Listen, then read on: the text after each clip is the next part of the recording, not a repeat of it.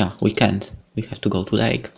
I once again leave the village behind and trek upwards towards the clearing by the lake. Somehow I am at the peace in that place. I can't really describe it. It is a perfect place to unwind and do my meditation. But I have only just reached the tree line when I hear an unfitting sound coming from the quiet forest ahead of me. It is loud and sharp, a terribly familiar sound that I haven't heard in a while, the sound of swords clashing. A fight. Who would be fighting here? My heart beats faster as I immediately enter a state of alertness. My hand reaches towards the handle of my sword as I dash in the direction of the sound. Soon I reach the clearing and my eyes widen as I see the figure appearing before my eyes. I almost feel my heart coming out to an abrupt halt for a second that seems to take forever to pass. From the bushes and trees a man dashes out and spins around, sword ready in hand, his eyes direct towards the trees that he just came running through himself. His long bluish hair and wears a familiar white and blue uniform. The sight makes me stop in my tracks. Simon! The man turns his head and surprised and looks at me. For a second our eyes meet, then someone else comes from out of nowhere. Look out! I shot forward but I can't reach him in time. Fortunately someone sees him too and raises his sword in defense. Because of the distraction he only barely manages to ward off the blow and is pushed back. My surprise is on me as realize who he is fighting against. Gavin! Gavin doesn't waste a moment and comes forward in order to exploit his opponent's weakness. The stern look of hostility and determination on his face is new to me. Lena, get away from here. Simon calls out warning to me as he tries to ready himself for the next attack. But then something happens. Maybe by the mention of my name, Gavin hesitates for just a second as he realizes that I am standing there not far away watching. I gather the energies inside me, concentrating them in my hand as I grab a small knife from inside my coat. Stop! I swing my arm in a wide, horizontal arc as I shout, sending the knife flying. A faint blue light glows at its edges as it shoots forward in great speed, only just missing the tip of Gavin's nose before digging deep into the trunk of the tree on the other side. Gavin leaps back to avoid the attack, once again creating some distance between the two. Lena? Both of you stop this right now. He hesitates. Simon regains his posture and stands ready with his sword, eyes directly only at Gavin. What are you doing, Gavin? I walk towards the two men. I see. With a dark look on his face, Gavin sheathes his sword. He doesn't look at me. Lena, you know this man? Ignoring his question, I simply approach Simon to confirm that he is alright. What happened? Where are the others? Simon falls silent, and even though his guard is now lowered, he still glances at Gavin in obvious dislike of his presence. I'm happy to see that you are alive, Lena. We have to talk, but not here. Yeah. I also turn to look at Gavin, who is watching us with arms crossed. You're thinking him there? The village, I nod.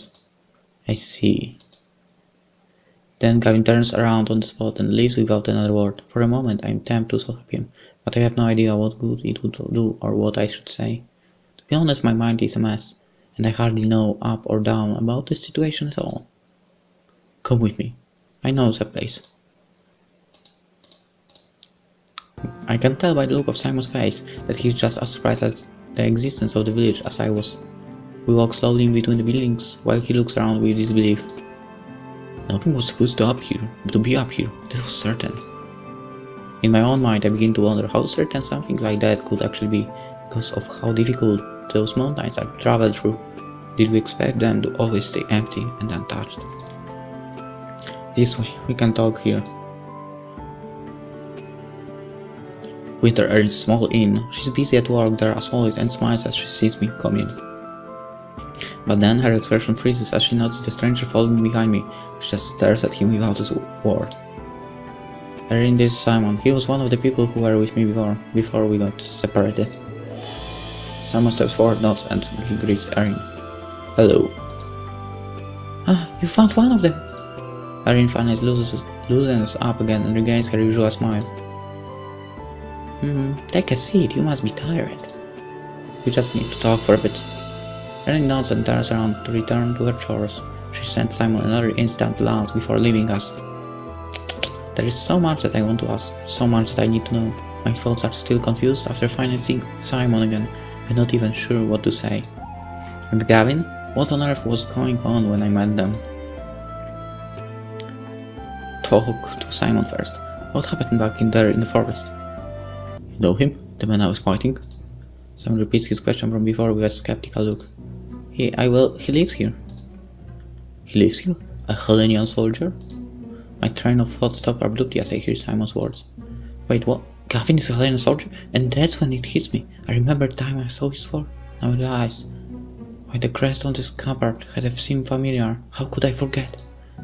We are still in Anves, are we not? Yes, we are. That man attacked me out of nowhere in the forest and I naturally defended myself. Then you appeared. Gavin attacked him just like that. If he really is a soldier from the other side of the border, it means they are enemies without question. Even me. My, what's with the grave atmosphere? Erin interrupts us as she approaches us from the kitchen. I don't think she has heard our conversation, but the dark mood would be obvious to anyone. She puts a plate by Simon's seat and smiles kindly. With just that, she appears out into the back once again. I wonder if Erin is aware about what Gavin really is, and what having all three of us here means.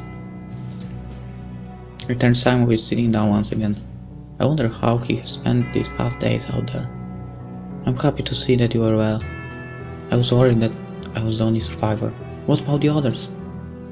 Simon's expression darkens, and I immediately feel my heart sink. We are the only ones left. I'm sorry. Leon was taken by the dragon. There's no doubt that he died right there. I found Aiken's body nearby afterwards. What about Lady Adele?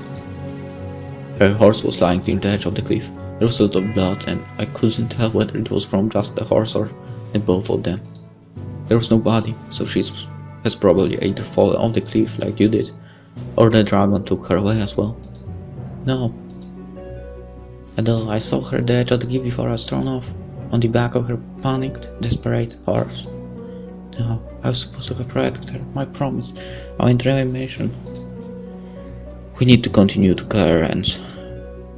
Sam looks at me as if he didn't really see me until now, and his voice trails off. You're hurt. Oh, it's nothing serious. I'm really if you need it. When I saw you being thrown off that cliff, I was sure you were dead as well. I feel a slight sting in my chest at those words. You seem to have taken quite some damage from that incident. The journey back will be a tough one. Normally we wouldn't have hesitated for us to leave right away, but we should make sure that you're in the right shape first. He sighs and looks away deep before, obviously brooding about our current situation. Let us stay here for a couple of days so we can regain your strength. I don't like postponing our journey, but it's necessary. Alright. For now we should eat and recover. Erin appears through the door once again. Where will you stay? We'll make camp outside the village. Camp? I think. Thank you for your hospitality, but I must. Making up is silly. We can lend you a room here. We have an upstairs that isn't used. Besides, Lena is already housed. Housed? I have been staying in a cottage just outside the village. It's owned by a hunter named Tobias, and he's the one who found me and brought me here. Anyway, you don't look too sharp either. I'll get the room ready for you, free of charge. Where you spend your daytime hours is relevant, but I want to know that you can at least find shelter on the roof. This is supposed to be an inn anyway, so guests should be welcome. Simon, she's right. You should rest before anything else. He hesitates but then gives it with a sigh. This is awkward, being told that by you. Thank you, Erin, that is very kind. I'm only doing this because you're an acquaintance of Lena's. Erin leaves us once again and the room falls silent.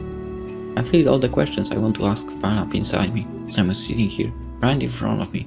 He's alive. Something I had almost given up hope for. Where has he been?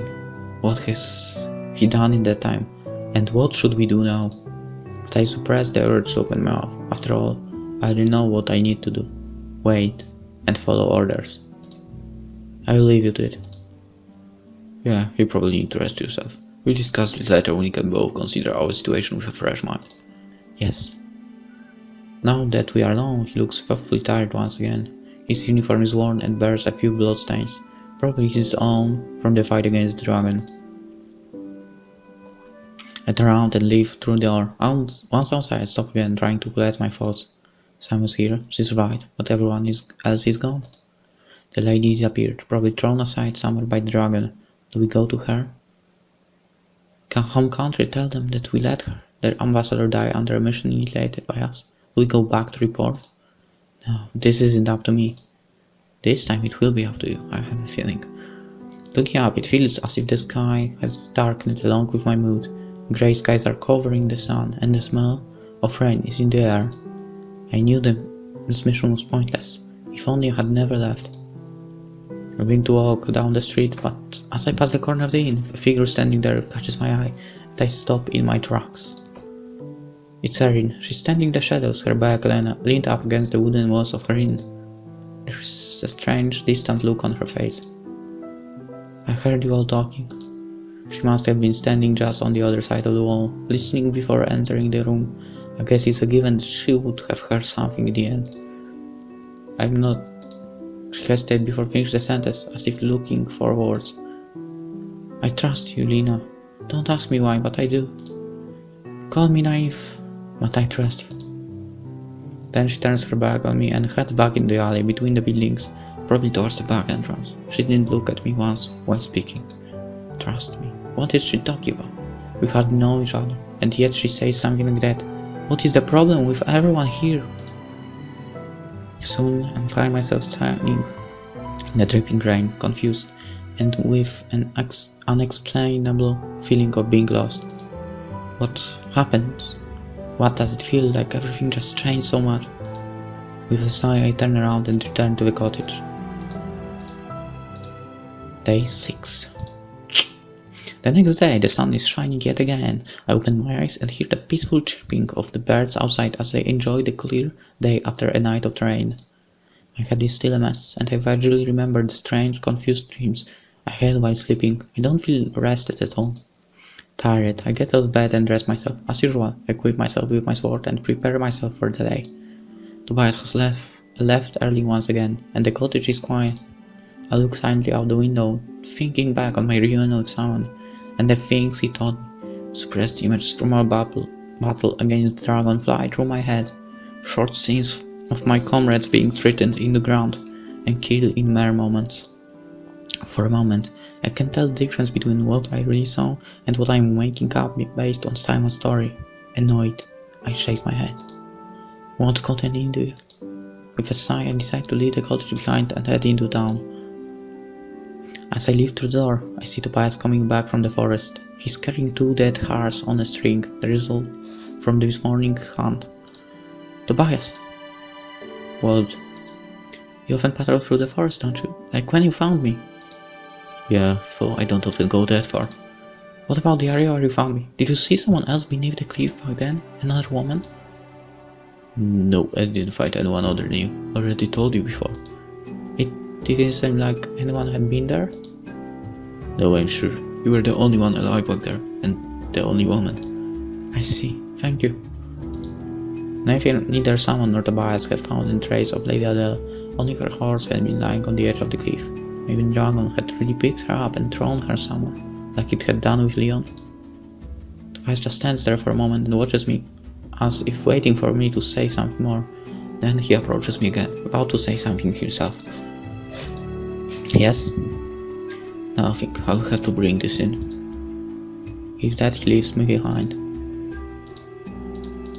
I head towards the inn right away. Simon is the only one in the immediate area as I enter. Good morning, sir. Not with that again. Since we are the only one here, you don't speak to me like that way. He sighs and bursts my greeting off as usual. It makes me relieved to experience such a familiar scene again. How was the room? Fine, I didn't see even a shadow of the owners. They left me in peace.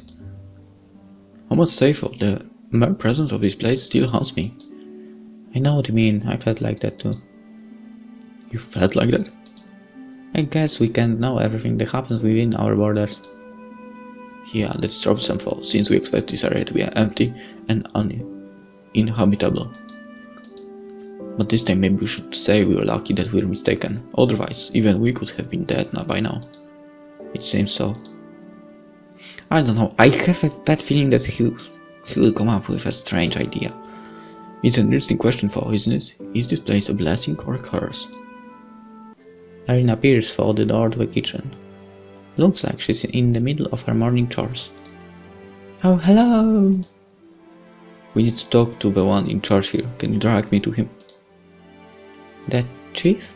Ah, but he's not here. He's out of town. Simon, isn't there someone else taking his place while you're gone? Someone else we can talk to? That's... The door behind us opens and someone else enters, breaking off Eric's sentence. Troyas! And around and see Tobias enter the inn. He stops and stares as he sees me and Simon. Huh? Him. You should talk to Tobias. Who are you? I'm sorry for imposing. My name is Simon Cullen, Templar of Townvest. As you're probably already aware, we are in a problem situation right now. I would like to ask for the assistance of the people in this town in sending a message back to our capital, please. No. No? No one here is going to help you fight your war. Our war? This town lies in the kingdom of Townvest, that make this your war as well. So you ordered me to? Tobias, please, we don't need any more of this right now. Oh, this? What is it, just a game to you? Forget trying to drag this town, all of us, into your mess. Let it go, Lena. We may have asked too much after all. It is clear that we cannot expect any aid from him. Good. Then I'll take my leave. No matter what Tobias came here to do in the first place, he quickly makes sure to leave it behind once again. Erin, I'm sorry it ended up like this again. Don't worry about it, you're in a difficult situation after all. She smiles and leaves us behind. Simon does notice us. He is in deep thought about what just happened. His face looks so serious as if covered in dark cloud. I haven't seen like this before. Simon is almost always serious, sometimes too serious for my taste, but this time it's different. I guess it's only natural considering all that has happened. Unlike me, also, he spent several days alone in the forest before coming here. Sorry, I was lost in thought for a moment. We'll have to decide on what to do from this point on. Yeah. There is a moment of silence. Simon, we should do something about the others. Others? Leon and I can and... Alright. His expression clouds over once again. Yeah, we should at least pay our respects. God damn it, he's so...